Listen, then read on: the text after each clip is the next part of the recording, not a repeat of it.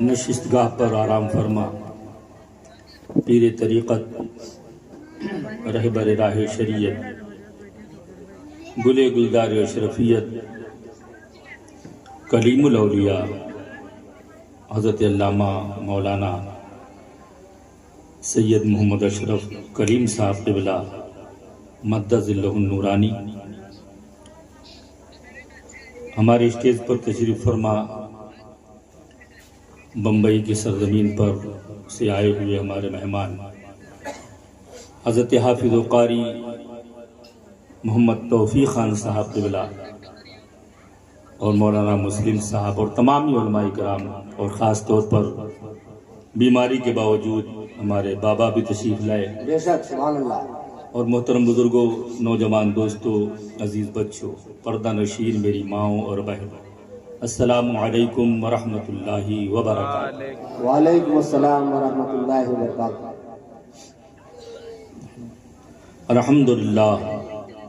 الحمدللہ الذی ابدع الافلاک والارضین والصلاة والسلام علی من کان نبی وآدم بین الماء والطین وعلی آلہ وصحابہ اجمعین، اما بعد فاعوذ باللہ من الشیطان الرجیم، بسم اللہ الرحمن الرحیم، وما ارسلناک الا رحمتا للعالمین۔ سبحان اللہ، سبحان صدق اللہ۔ اللہ مولانا العظیم وصدق بلغنا رسولہ النبی الکریم، ونحن علی ذلک من الشاہدین والشاکرین والحمدللہ رب العالمین۔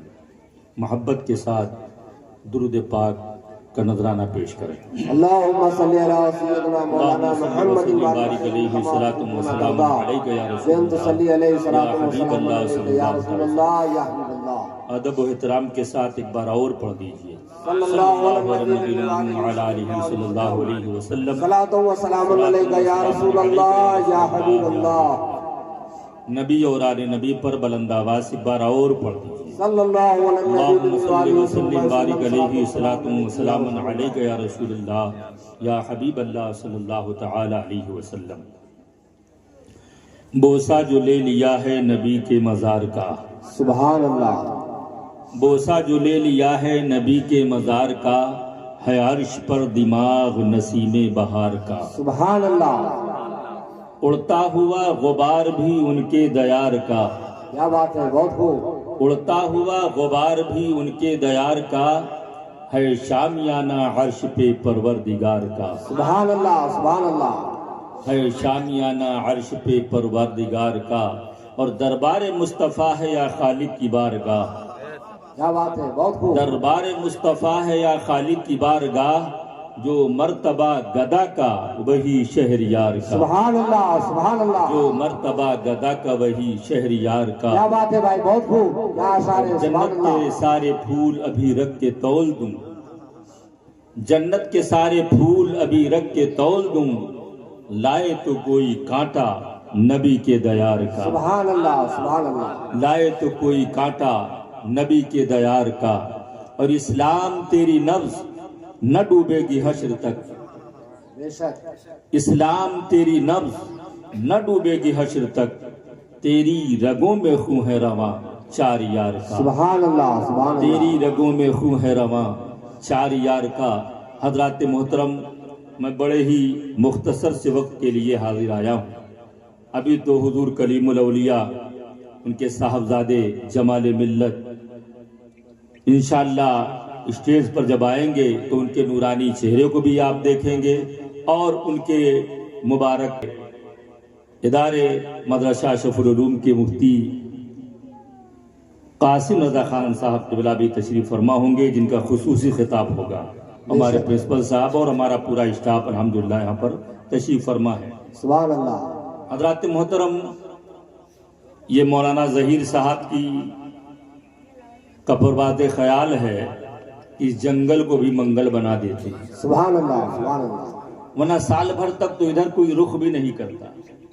ارے ہم تو گاؤں کے رہنے والے ہیں، مہینوں گزر جاتے ہیں، کبھی ادھر آنا ہو گیا تو ہو گیا، ورنہ سال میں ایک مرتبہ ان کی کاوش ان کی محنت اور ان کی محبت ہے کہ یہ یہاں پر سب کو بلا لیتے ہیں، اور میں سمجھتا ہوں حضور کلیم الاولیاء کے قدموں کی برکت ہے کہ یہاں پر یہ جگہ سال بھر کے لیے ہر طرح کی فتنہ اور فساد سے محفوظ بھی رہتی ہے۔ سبحان اللہ، نعرہ تکبیر، نعرہ رسالت، فیضان حضور کلیم الاولیاء، فیضان مخدوم شملہ، رحمت عالم کانفرنس، نعرہ تکبیر، نعرہ رسالت۔ سبحان اللہ، بہت خوب۔ حضرات محترم، جلسہ اور جلوس کرنے کا مقصد کیا ہوتا ہے؟ کچھ لوگ یہ سمجھتے ہیں کہ صرف سبحان اللہ کہہ دیا جائے، کوئی پڑھنے والا آیا بہت اچھے انداز میں اس نے نعت نبی سنا دیا، تقریر کر دیا جوشیلی، اسی چیز کا نام ہے۔ حالانکہ سچائی اور حقیقت یہ ہے کہ ہمارے علماء کرام نے ان جلسوں کو، ان کانفرنسوں کو ہمارے اور آپ کے لیے ایک بہترین سلجھنے اور سمجھنے کا ذریعہ بنایا تھا۔ بے شک ہماری سدھار کے لیے، ہماری کجی اور کمی کو دور کرنے کے لیے یہ پروگرام رچائے جاتے ہیں، بسائے جاتے ہیں، تاکہ علماء کرام کے فیوز و برکات سے آپ مالا مال ہوں۔ سبحان اللہ، بے شک۔ دیکھیے، نبی محترم صلی اللہ تعالی وسلم کا فرمان عالی شان ہے کہ اللہ تبارک و تعالی تمہارے جسموں کو نہیں دیکھتا، تمہاری صورتوں کو نہیں دیکھتا، تمہارے اموال پر اس کی نظر نہیں، ہاں یہ کہ تمہارے اعمال کو اور تمہارے قلوب کو دیکھا کرتا ہے۔ سبحان اللہ، سبحان اللہ۔ لہذا یہ جلسے اور جلوس، یہ تمام کے تمام معاملات یہ اسی لیے کیے جاتے ہیں تاکہ ہمارا اور آپ کا عمل درست ہو جائے، ہمارے اور آپ کے قلب کے اندر جو ٹیڑھا پن ہے وہ قلب جو ہے سیدھا ہو جائے، دل سیدھا ہو جائے۔ تو حضرات محترم، یہ ہم کو اور آپ کو چاہیے کہ ہم ایسے علماء کرام، بافیض علماء کرام سے ہم فیض بھی حاصل کریں، ان کے نورانی چہرے کی زیارت بھی کریں، اور ان کے کلمات خیر سے اپنے آپ کو مشرف بھی کرتے رہیں۔ سبحان اللہ، سبحان اللہ، بہت خوب۔ اور یہ بھی عرض کر دوں کہ ان جلسہ اور جلوس کو، کانفرنسوں کو ہم کو اور آپ کو چاہیے کہ ہمارے بزرگوں نے جو ہم کو یہ طریقہ دیا ہے اس کو غنیمت جانے، اور اس کو صرف وقت کو پاس کرنے، ٹائم کو گزارنے کا ذریعہ نہ بنائیں۔ سبحان اللہ۔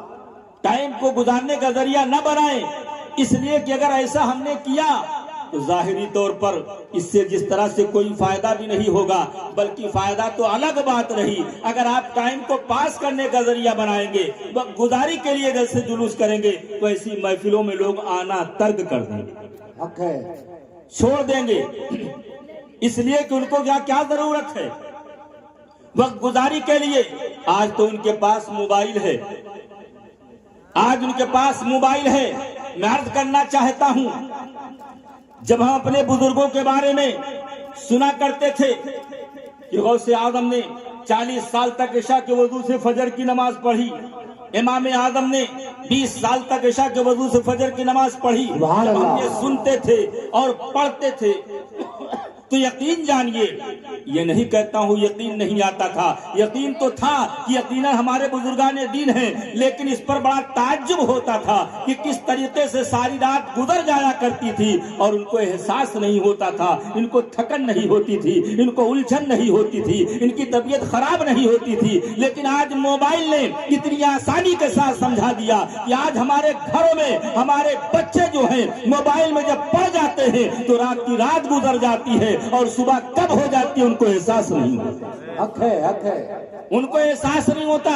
جو اور بات ہے، ہمارے بزرگان دین جو ہے، ہمارے اولیاء امت جو ہے، ہمارے صلحاء جو ہے، وہ اللہ کی یاد میں رات گزارا کرتے تھے، رسول اللہ صلی اللہ علیہ وسلم کی نعت میں وقت گزارا کرتے تھے، وہ اللہ تبارک و تعالیٰ کے ذکر میں وقت گزارا کرتے تھے، رات گزارا کرتے تھے۔ اور آج کی نوجوان نسل جو ہے وہ خرافات میں وقت گزارتی ہے، وہ مووی دیکھنے میں وقت گزارتی ہے، وہ دوسری بکواس बकवास चीजों में अपना वक्त दाये करती है। तो ऐ मुसलमानों, मैं आपसे अर्ज करना चाहूंगा, आपको अल्लाह तबारक व तआला ने ये जो वक्त दिया है, ये जो टाइम दिया है, ये जो आपके पास ये चीज मौजूद है, इसे गनीमत जानो। इसलिए कि बहुत से लोग हैं जो कुरान पढ़ना चाहते हैं लेकिन अब कुरान पढ़ने का वक्त नहीं है। नमाज पढ़ना चाहते हैं, नमाज पढ़ने के लिए अब जिस्म के अंदर ताकत मौजूद नहीं है। उनके पाँव ने जवाब दे दिया है, उनके जिस्म की ताकत ने जवाब दे दिया है। कुर्सी पर बैठ के पढ़ना पड़ता है, बैठ के पढ़ना पड़ता है। अब अगर आप चाहते हो कि यकीन जानिए आप कुरान पढ़ो, नमाज पढ़ो, आप जो है माँ और बाप अगर जिंदा हो तो उनकी खिदमत करो। याद रखिएगा, इस ये मत समझिएगा कि सिर्फ आपकी आखिरत सुधरेगी, आपकी आखिरत का फायदा होगा। मैं अर्ज करना चाहूंगा, अरे आपका बच्चा, आपका बेटा, आपका पोता जब आपको अपने माँ की खिदमत करते देखेगा, आपके बाप की खिदमत करते देखेगा, तो उस बच्चे को भी एहसास होगा कि मुझे भी माँ और बाप की खिदमत करना चाहिए। सुभान अल्लाह, सुभान अल्लाह। मुझे माँ और बाप की खिदमत करना चाहिए, मुझे भी उनकी बातों को मानना चाहिए। नारे तकबीर, नारे रिसालत, नारे रिसालत, उलमाए अहले सुन्नत, उलमाए अहले सुन्नत, नारे तकबीर, नारे रिसालत। माशाअल्लाह। आप हजरात तशरीफ रखिए। देखिए उलमा इकराम तशरीफ ला चुके हैं, जिनके हम मुंतजिर थे वो कदम रंजा हो चुके हैं। मैं तो सिर्फ इसीलिए हाजिर आया था ताकि ये लोग अपनी ज़रूरत से फारिग होकर के जब स्टेज पर तशरीफ लाएं तो हम सिर्फ बैठ करके इन हजरात को समात करें। दुरूद पाक पढ़ लीजिए। अल्लाहुम्मा सल्ली अला सय्यिदना हबीबना शफीअना मौलाना मुहम्मदिन बारिक वसल्लिम सलातुन व सलामुन अलैका या रसूलल्लाह या हबीब अल्लाह सल्लल्लाहु ताला अलैहि वसल्लम। तो मैं अर्ज कर रहा था कि कल के लोग, कल के हमारे बुजुर्ग, हमारे उलमा, हमारे सुलहा जो होते थे वो वक्त गुजारते थे तो अल्लाह और उसके रसूल के जिक्र में गुजारा करते थे। आइए हम आपको बताते हैं, हमारे पड़ोस ही में शायद बहुत से लोगों को नाम भी ना मालूम हो, अपने पड़ोस में रहने वाले हजरत मुल्ला अहमद जीवन रहमतुल्लाह अलैह, जिनकी लिखी हुई किताब पढ़े बगैर कोई आलिम नहीं बनता है। पूछ लीजिए, यहाँ से वहां तक कई उलमा तशरीफ फरमा है दर्जनों की तादाद में, लेकिन पूछ लीजिए कि कोई नूरुल अनवार पढ़े बगैर आलिम बन सकता है? तो यही जवाब देंगे, उसके पढ़े बगैर कोई आलिम नहीं बनता है। वो कोई मामूली किताब नहीं है, उसको पढ़ाने के लिए भी बड़ी होश की जरूरत है, बड़े खिरत की जरूरत है, बड़े इल्म की जरूरत है। वो साहिबे नूरुल अनवार अपने बारे में इरशाद फरमाते हैं, अपने बारे में नकल करते हैं कि मैं उस वक्त हाफिज़े कुरान बन गया था, मैं उस वक्त कुरान पाक को मैंने याद कर लिया था, जबकि मैं देख करके अलिफ बा ता सा नहीं पढ़ सकता। क्या बात है, बहुत खूब। जिसको यूं कह लीजिए कि जो मैं उस वक्त हाफिज़े कुरान बन गया था जब मैं कायदे बगदादी भी पढ़ना नहीं जानता था। तो एक सवाल पैदा होता है, एक सवाल जहन के अंदर गर्दिश करता है, ऐ मुल्ला अहमद जीवन, जब आपको देख के पढ़ना नहीं आता था तो आपने कुरान कैसे याद कर लिया? जब आपको देख के पढ़ना नहीं आता था तो आपको कुरान पढ़ना कैसे याद आ गया? आपके जहन में ये बात कैसे महफूज हो गई? आप हाफिज़े कुरान कैसे बन गए? यकीनन वो हमको यही जवाब मिलेगा, उस दर से यही जवाब मिलेगा। अरे देख के पढ़ना नहीं आता था तो मैं बहरा नहीं था, सुनता था, मेरे कान मौजूद थे, मेरे कान मौजूद थे। मेरे घर में रोजाना कुरान की तिलावत हुआ करती थी, मेरी माँ कुरान पढ़ती थी, मेरे बाप कुरान पढ़ते थे, मेरे अहले खाना कुरान पढ़ते थे। उस कुरान की तिलावत को सुन करके मैं कुरान पाक को मैंने याद कर लिया था। उस कुरान को मैंने सुन करके कुरान पाक को याद कर लिया था। लिहाजा इससे क्या समझ में आया, इससे क्या बात हमको मिली, क्या जहन में आई? यही बात जहन में आई कि अगर माँ और बाप जो है नेकोकार होंगे, पारसा होंगे, कुरान के कारी होंगे, खुदा मंदे कुद्दूस की इबादत और रियाजत करते होंगे, तो यकीन जानिए उनके बच्चे के जहन को बनाने की जरूरत नहीं पड़ेगी, सिखाने की जरूरत नहीं पड़ेगी, बल्कि उनका बच्चा माँ और बाप को देख करके, दादा और दादी को देख करके, अपने अहले खाना को देख करके यकीनन वो खुद ये तमाम चीजें सीख जाएगा और अंजाम देता नजर आएगा। और जाहिर सी बात है, जब कोई आता है और कहता है तावीज बना दीजिए, मेरा बच्चा मेरा कहना नहीं मानता है, मेरी बात में नहीं मानता है, यकीनन हंसी